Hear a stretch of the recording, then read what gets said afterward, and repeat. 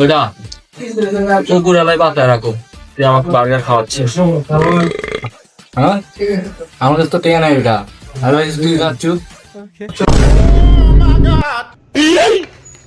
এই শালা তোকে আমি দোকান দেখাইছি, আমি জানি তুই টাকা নিয়ে আসছিস। আমি জানি নাকি তুই টাকা নিয়ে আসিস? আমিও তো টাকা নিয়ে আসিনি বেটা।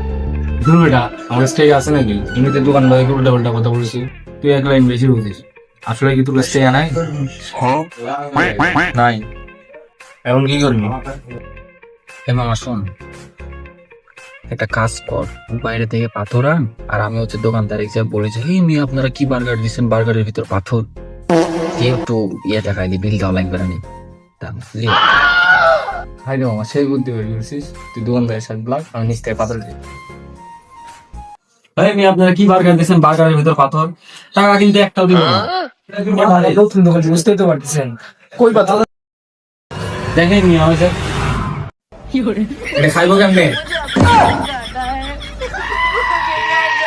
হ্যাঁ ভাই, আপনি ইট পাইছেন। হ্যাঁ, আপনি দিয়ে আসেন, বিল দেওয়া লাগবে না। খাওয়ার মধ্যে কি আর কে খাবে? এই মামার কথা বলিস না, পট খাই গেছে। কি গো সারি, এত নিখুঁজ কাজে ধরা গেছি।